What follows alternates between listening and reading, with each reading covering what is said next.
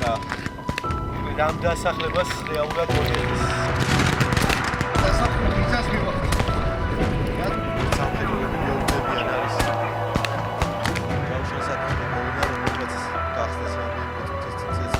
Ми продовжуємо виконувати наказ тримати оборону. Забираемся на крыши и даем пушку. Слава Украине!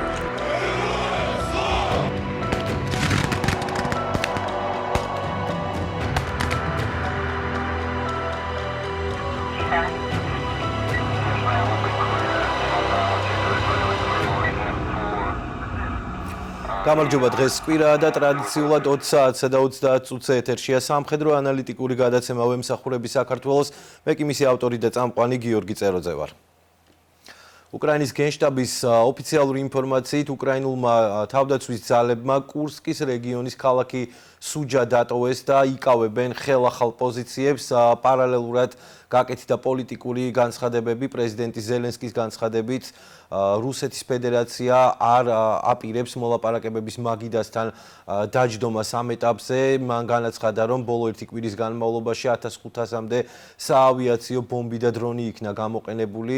უკრაინის საზღვრის გასწვრივ გარდა ამისა გამოყენებული იქნა ბალისტიკური რაკეტები, რაც ადასტურებს იმას, რომ ოფიციალურ მოსკოვს არ სურს დაჯდეს მოლაპარაკებების მაგიდასთან. ხისტი იყო კანადის პრემიერი რუსეთთან მიმართებაში და განაცხადა მან, რომ აუცილებელია რუსეთი დაუბრუნდეს თამაშის პატიოს ან წესებს. საფრანგეთის პრეზიდენტმა გააკეთა განცხადება ემანუელ მაკრონის განცხადებით იმ შემთხვევაში, თუ უკრაინამ მოითხოვს, რომ მის ტერიტორიაზე განლაგდეს უცხო ქვეყნის ძალები, მოკავშირე უცხო ქვეყნის ძალები, ეს არის მხოლოდ და მხოლოდ ოფიციალური კიევის გადასაწყვეტი და ამ შემთხვევაში მოსკოვს არავინ არაფერს არ ეკითხება. რა სიტუაციაა დღეს ფრონტის სხვადასხვა მიმართულებაზე? ამას უკვე სტუმართან ერთად განვიხილავთ. დღეს ჩვენი სტუმარია დიმიტრი ჩიტიშვილი, ქართული ლეგიონის მებრძოლი. დიმიტრი, მოგესალმები და მადლობა, რომ ხარ დღეს ჩვენთან ერთად. გამარჯობათ, მოგესალმებით.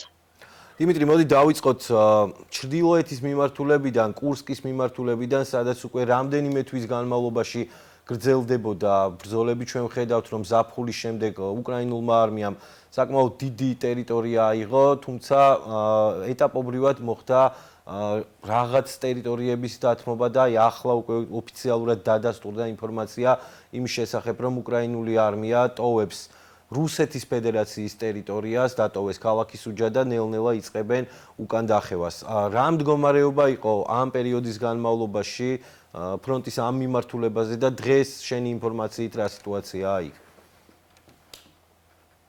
დიახ, ბოლო პერიოდში იყო მასიური დაბომბვა თვითონ რუსეთის მიერ, ქალაქი სუჯა დაიბომბა 3 ტონიანი ბომბებით. ხდებოდა ძლიერი ეს არის პირველი განადგურებული ქალაქი რუსეთის ტერიტორიაზე.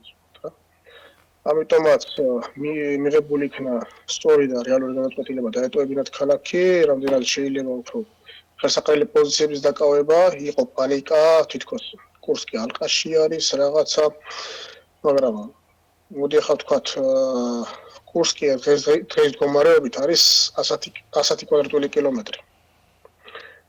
დაკავებული ტერიტორია, ამის ალყა ამხელა რესურსი რო კონდეს რუსეთს წარმოუდგენელი არის.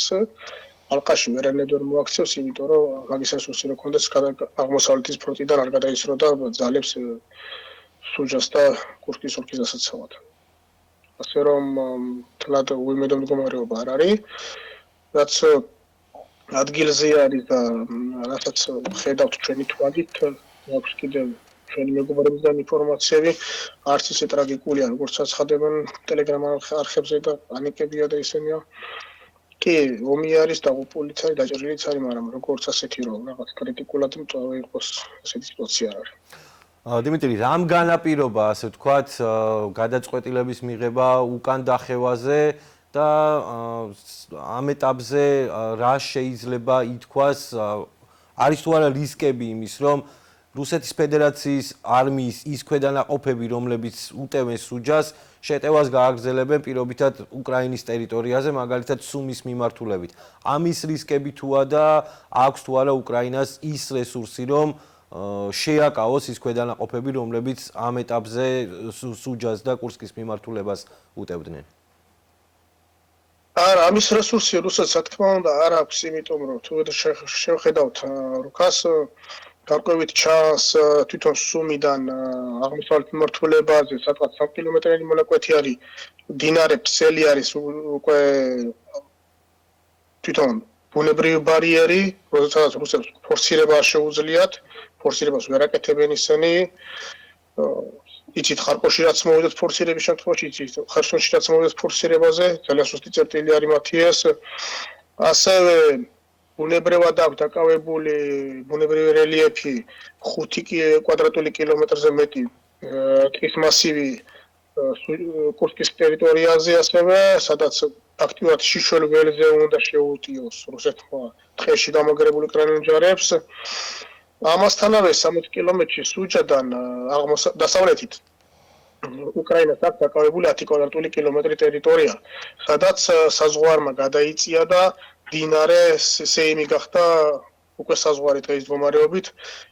იქაც ყურადღება არავის გაუმახვილებია ამაზე, ელემენტარული 10 კვადრატული კილომეტრის დაცვას და გამაგრებას ვერ ახდენს რუსეთი დაბრუნებას უკან. მათი ტერიტორია რა, მაგრამ თვითონ ესე თვლიან. ამაკ როგორ მოხერხებენ არ ვიცი ახლა. ეს უბრალოდ რამდენადაც მნიშვნელოვანია ცოცხალი ძალის შენახვა და გაფრთხილება, როდესაც საკუთარ ხალხს და ქალაქს არინდობს და ბომბავს ამხელა სამტონიანი ბომბებით, რატომ უნდა გავჩერდეთ იქ, როცა შეიძლება უკან დავიშვათ და ტაქტიკურად უკეთეს ადგილზე განლაგდეთ და უფრო დავიცვათ ჩვენი ჯარისკაცების ცოცხლი. შენ რამდენჯერმე ახსენე სამტონიანი ბომბები და მოდით განვმარტოთ მაყურებლისთვის. ესა ეგრეთ წოდებული ფაბები, რომლებიც გადაკეთდა და იქცა პლანირებად ბომბებად, ანუ მოხდა ძველი ბომბების განახლება და იქცა პლანირებად ბომბებად, რომლებიც აღმოჩნდა რომ საკმაოდ ზუსტია და იყენებენ ამ იარაღს. ძირითადად რა იარაღით ხდებოდა? მე ვხედავდი ამ დღეების განმავლობაში რომ აქტიურად მუშაობდა ავიაციაც. საკმაოდ აქტიურად მუშაობდა артиლერიაც. ანუ რა რესურსით იბრძოდა და იბრძვის ამ დროისთვის რუსეთი კონკრეტულად ჩრდილოეთის მიმართულებაზე? ჩვენ და გასაკვირად ადრე თუ ხდებოდა ლანცეტებით დიდი სამიზნეების დამუშავება, ესეთი ღირებული სამიზნეების, როგორც არის ჰაიმარსი, ან რადარის საზენტო სისტემა, ან რადიოელექტრონული ბრძოლის საშუალებებს, ახლა უკვე ლანცეტების გამოყენება დაიწყეს თვითონ პოზიციებზე კონკრეტულ ნავთობწნების პოზიციებსაც კი უკვე ლანცეტებს ურტყავდნენ. ანუ არ მარტო ავიაცია და артиლერია, არა, თვითონ დრონებითაც აქტიურად დაიწყეს უკვე კონკრეტულად პოზიციებზე მუშაობა.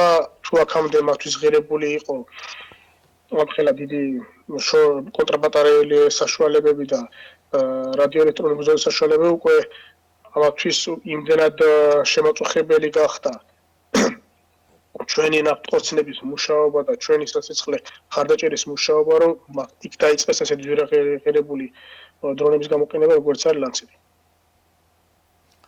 დრონების როლს პრინციპში ვხედავთ ჩვენ ამ ომის განმავლობაში და ვხედავთ ასე ვთქვათ იმას თუ როგორ იქცა კლასიკური ომი ტექნოლოგიურ ომად. ამ მიმართულებით მე ვიცი რომ შენ გააქვს კონკრეტული გამოცდილება და გიმუშავია ამ მიმართულებითაც. ზოგადად დრონებზე რას გვეტყვი, როგორ შეიცვალა დრონების გამოყენებით ბრძოლის თეატრი და ასე ვთქვათ, რამდენად მნიშვნელოვანია ერთი ან მეორე მხარისთვის სხვადასხვა ტიპის დრონები, დაწყებული FPV დრონებიდან, რომელიც რამდენიმე ასეული დოლარი შეიძლება დაჯდეს, დასრულებული ასე ვთქვათ, ოპერატიულ-ტაქტიკური სადაზვერო დრონებით, რომლებიც უფრო მაღალ სიმაღლეებზე მუშაობენ და სიღრმეებზე. რა თქმა უნდა, ტექნოლოგიებმა გადაწყვიტა ეს ამ ომში ტექნოლოგიებმა გადაწყვიტა ამ ომის ბედი ფაქტიურად. ვისაც აქვს ტექნოლოგიად უფრო გამართული და წყობილი სისტემა, იქ არის უპირატესობა, სადაც მეტი დრონი არის, იქ არის უპირატესობა, როგორ მოხდა აღმოსავლეთი ფრონტის, პაკროვსკის მიმართულებაზე ჯერ შეკავება, შემდეგ გამაგრება და ახლა იერიშს არიან გადასულები, შეტევაზე ვართ გადასულები, დრონების საშუალებით გაძლიერდა დრონების ხაზი, მოხდა მათი შევსება სრულად და უკვე შედეგის სახეზე არის ფაქტიურად წინსვლა გვაქვს უკვე აქამდე თუ კარგავდით ახლა ვიბრუნებთ იმ ტერიტორიებს. დრონებსაც შეეხება ფართო გამოყენებას კი უკრაინამ დიდი ნახტომი გააკეთა ამ ბავში 3 წელში ფაქტიურად სოფლიო იზიარებს უკრაინის გამოცდილებას, სოფლიო სწავლობს, ჩამოდიან, სწავლობენ, მიაქვთ გამოცდილება, მიაქვთ ის ტექნოლოგიები, რომელიც უკრაინას შედანერგილი და ყოველდღიურად ახლდება ფაქტიურად ყველა 2-3 თვეში ახლდება უკვე ბრძოლა დრონებთან და დრონების საწინააღმდეგოდ უკვე იმ ხელაზე მაღალ ტექნოლოგიურ გახდა. დაეხმარა დრონები ადამიანების სიცოცხლის დაცვაში, ნაკლები ადამიანური რესურსი გჭირდება იგივე დაზვერვა გააკეთო დრონით აკეთებ, რასაც 10 მზვერავი უნდა გაეგზავნა. ერთი დრონით შეიძლება იგივე დავალება გააკეთო. თვითონ იერიშის დროს შეიძლება პირველი გაუშვა დრონი და დაამუშაო და შემდეგ ჯგუფი შევიდეს, ასე რომ ძალიან დიდი როლი შეასრულა კი არა, გადამწყვეტი როლი შეასრულა დრონებმა მომავალში. ჩვენ ვხედავთ, რომ ამ შემთხვევაში რუსეთის ფედერაცია საკმაოდ აქტიურად იყენებს დრონებს და თვითონაც პერიოდულად, ასე ვთქვათ, რაღაც ნოუ-ჰაუს გვთავაზობენ. ამ შემთხვევაში აუცილებლად მინდა გკითხო ახალი თაობის FPV დრონებზე, რომელიც ოპტიკურ ბოჭკოვანი კაბელებით იმართება, თუ მოხდა ამ ყველაფრის, ასე ვთქვათ, სათანადო შესწავლა უკრაინული მხარის მიერ და ტრადიციული FPV დრონისგან განსხვავებით რა უპირატესობები აქვს იმ დრონებს, რომლებიც ოპტიკურ ბოჭკოვანი კაბელებით იმართება? კი, რა თქმა უნდა, ამის ბოლომდე შესწავლა მოხდა. ამასთან უკვე არის ჯგუფი, კონკრეტული ჯგუფები, რომელიც მუშაობენ მათ საწინააღმდეგოდ, ხდება ამ დრონის ადრეული აღმოჩენა, ამ დრონის გადაჭერა და მისი ჩამოგდება ხაერშივე სანამ მიზნამდე მივა. უპირატესობა აქვს ის, რომ რადიოელექტრონული საშუალების წინააღმდეგ არანაირი შეხედულება არ აქვს მას. ფაქტიურად იმართება ინტერნეტის კაბელით. შორმაძილზე მუშაობს, უკვე 30 კილომეტრამდე შეიძლება იფრინოს ამ დრონმა. უბრალოდ მინუსი აქვს ერთი, რომ მანევრირება არ აქვს და სიჩქარე. როგორც ასეთი კონკრეტულ მიზნებზე სამუშაოდ ძალიან კარგი რაღაცა არის. ელემენტარული ჩათვალე რომ ბომბს მართა. მართვადი ბომბი გაქვს. დიმიტრი, ასევე მინდა გკითხო ფრონტის სხვა მიმართულებებზე, ჩრდილოეთი მეტნაკლებად მიმოვიხილეთ. რა სიტუაციაა მაგალითად სამხრეთის მიმართულებაზე, ზაპოროჟიის მიმართულებაზე? ბოლო მონაცემებით, ასე ვთქვათ, იკლო რუსულმა შეტევებმა სამხრეთის მიმართულებაზე და რიგ მონაკვეთში უკრაინის არმიაა პირიქით რამდენიმე სოფელში გადასული კონტრშეტევაზე.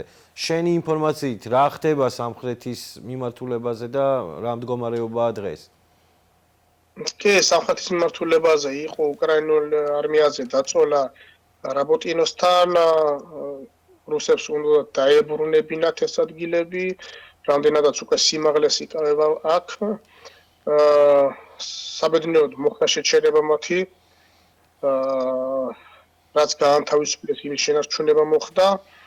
ასევე დნეპრთან ომის დაწყების დღიდან იყო ოკუპირებული პატარა ქალაქი კამინსკე, უკვე ნახევარად გათავისუფლებული არის, კონტროლი აღდგენილია ფაქტიურად, დაჩებზე არის მხოლოდ შენარჩუნებული მოწინააღმდეგის კონტროლი და მისის განთავისუფლებაც მიდის. ასე ვთქვათ, უკეთესი მდგომარეობა არის სამხრეთში ვიდრე აღმოსავლეთში. რა შეეხება უშუალოდ აღმოსავლეთს, პაკროვსკის მიმართულებას, რომელსაც უკვე ვხედავთ, რომ რამდენიმე თვეა აქტიურად უტევენ.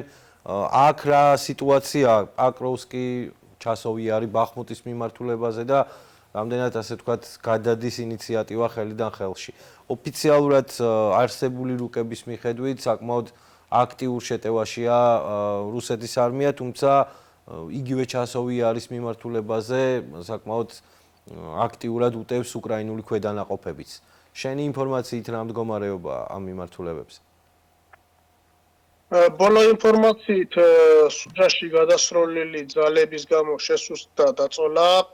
უკრაინულ მხარეს მეტსაშუალება წამოეწყო კონტრშეტევა. შეკავება ჩასივიარზე მოხდა შეკავება, უკვე ვეღარ წამოვიდნენ კონსტანტინოვკაზე. ფაქტიურად ჩასივიარში მიდის ბრძოლები. პაკროვსკისთან მოხდა შეჩერება და ბოლო ერთ კვირაში მოხდა 5 დასახლებული პუნქტის დაბრუნება.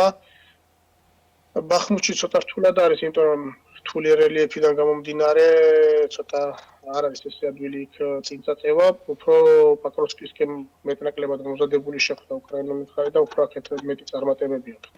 ასევე ხარკოვში მოხდა 3 დასახლებული პუნქტის დაბრუნება, ფიქრობ რომ უკვე ზაფხულამდე ხარკოვის მთლიანი ოლქი იქნება დაოკუპირებული.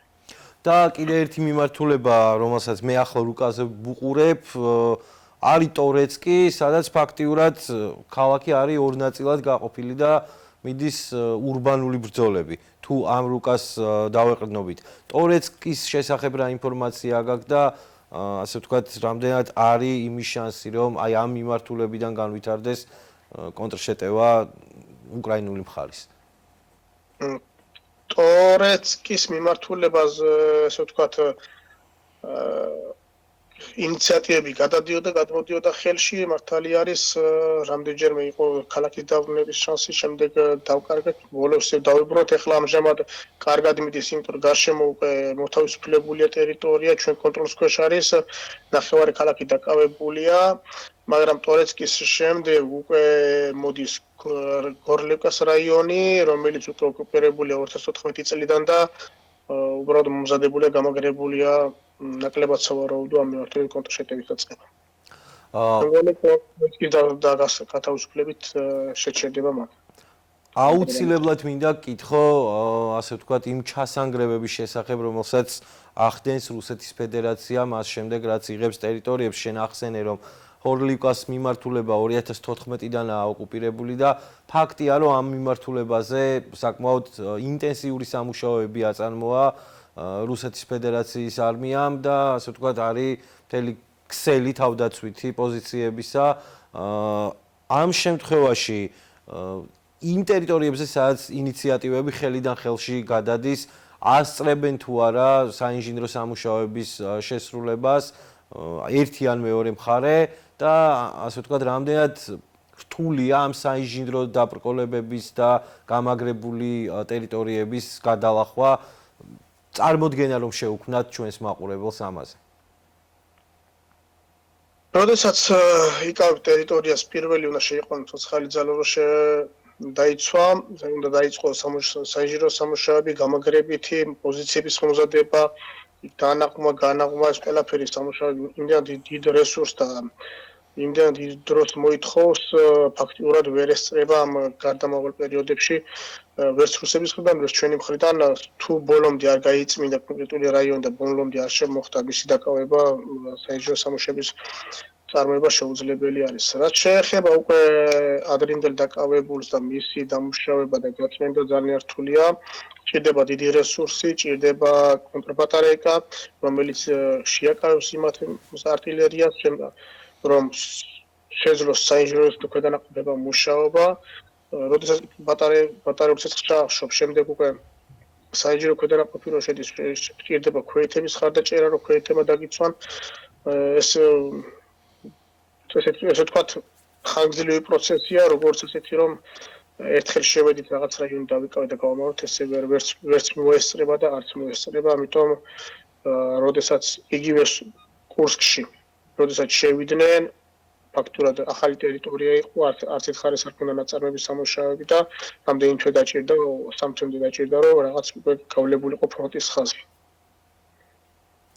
და ასე ვთქვათ, ერთ-ერთი მთავარი კითხვა, რომელიც აწუხებს დღეს საზოგადოებას, არის ის, რამდენად გრძელდება ის საერთაშორისო დახმარება უკრაინის მიმართ, რომელიც მთელი ამ ომის განმავლობაში ჰქონდა ოფიციალურ კიევს და რა შეიარაღება არის შენი აზრით საჭირო იმისთვის, რომ სრულად მოახერხონ, ასე ვთქვათ, რამდენიმე მიმართულებაზე უკრაინის არმიის პირადმა შემადგენლობამ კონტრშეტევების წამოწყება. საერთაშორისო დახმარება, რა თქმა უნდა, ერთ-ერთი მნიშვნელოვანი ფაქტორი არის, თუ არა უმთავრესი. ფაქტურად არ შეწყვეტილა. მოდი ვთქვათ, ესე იყო პროცესი, იყო პაუზები, მაგრამ ამ დროს გზაში იყო რაღაც გარკვეული დახმარება, ეს ამით ხერხდებოდა დაბალანსება, უკრაინა უკვე თვითონაც აწარმოებს შეიარაღებას და ასე თუ ისე მოხდა შევსება დანაკლისის, როდესაც პაუზები იყო ხოლმე. დასავლელი პარტნიორებისგან და საერთაშორისო თანამდებობებმა სჭირდება უკრაინას შორმანძილზე მოქმედი რაკეტების, შორმანძილზე მოქმედი საშუალებების და კონტრბატარეიკული საშუალებების მეტი რესურსი და საინჟინრო საშუალებების, რომელიც ძალიან ცოტა აქვს, ძალიან ფაქტიურად ნახევარსაც ვერ აკმაყოფილებს დღევანდელი მდგომარეობით საკუთარი ძალებით უწევს უკრაინას ამასთან გამკლავება. თუ იქნება კონტრბატარეილი საშუალებები მეტი და ზუსტი შორსროლელი რაკეტების ან რაღაც იგივე დრონების, იგივე ავიაციის ბომბების მეტი დახმარება უკეთესი იქნება. და ასე ვთქვათ, ერთ-ერთი მთავარი კითხვა, რომელიც არსებობდა მთელი ამ პერიოდის განმავლობაში იყო ის, რომ საშუალებები, რომელიც გადასცეს უკრაინას დახმარებისთვის, გარკვეული პერიოდის განმავლობაში ვერ ხდებოდა მისი გამოყენება მოწინააღმდეგის სიღრმეში. ანუ გულისხმობ რუსეთის ფედერაციის ტერიტორიაზე ღრმა ზურგში საცავები, ასე ვთქვათ, სხვადასხვა ტიპის შეიარაღება, რომელიც პერიოდულად პრობლემებს უქმნიდა უკრაინულ თავდაცვას, მათ შორის აეროდრომები და იქ განლაგებული ავიაცია. ახლა რა მდგომარეობაა მაგ მიმართულებით და რამდენად ახერხებს უკრაინული არმია მოწინააღმდეგის სიღრმეში მუშაობას. ჩვენ ვნახეთ მაგალითად რამდენიმე დღის წინ ის, რომ დრონებით მოხდა შეტევა მოსკოვის ოლქზე. ამ მიმართულებით ხომ არ შეცვლილა რამე? კი, საერთაშორისო დახმარებასაც შემოძა გადასცემის შორი მართვის რაკეტებს, იმას აქვს თავის წინაპირობა წინ.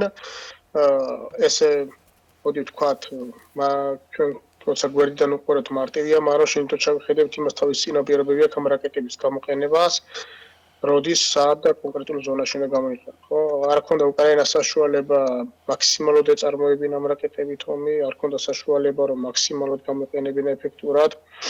როცა ქონდა ზოგ შემთხვევაში უკვე ხანდახან დაგვიანებული იყო ხოლმე, ამიტომაც უფრო ეფექტური იქნებოდა რომ უკრაინას ქონდეს სრული თავისუფლება ამ რაკეტის მიზნობრიობის და გამოყენებაზე. და ერთ-ერთი მთავარი, ასე ვთქვათ, რესურსი, მიუხედავად იმისა, რომ ომი არის ტექნოლოგიურ ცხელფაზაში, მიუხედავად იმისა, რომ სხვადასხვა მიმართულებით, სხვადასხვა ტიპის იარაღი გამოიყენება, იხვეწება, ვითარდება და ასე შემდეგ, ერთ-ერთი მთავარი, რაც არის ცოცხალი ძალა. ამ მიმართულებით რა მდგომარეობაა დღეს უკრაინაში, არის თუ არა საკმარისი რაოდენობით ბრიგადები, არის თუ არა საკმარისი რაოდენობით ცოცხალი ძალა, რომლის გამოყენებაც შეიძლება პარალელურად მოხდეს ამ პროცესის. კი, ომის დაწყებიდან უკრაინამ გაიარა ძალიან რთული პერიოდი. ფაქტიურად მომზადებელი იყო, არ ყავდა ჯარი, მოხდა ეტაპობრივად შევსება ქვედანაყოფების, ახალი ქვედანაყოფების ჩამოყალიბება და როდესაც უკვე ერთი წლის შემდეგ ფაქტიურად უკვე ჩამოყალიბდა სისტემა, რომელმაც მოახდინა დაჭრითა დაღუპულთა რაოდენობის შემცირება, უკვე გადაერთო ახალ სისტემაზე, დაიწყო მომზადება, ეხლა როგორ არის პირველადი მომზადება ჯარისკაცის, შემდეგ არის პროფესიული მომზადება, უკრაინას უკვე აქ ამის საშუალებებს გააკეთოს.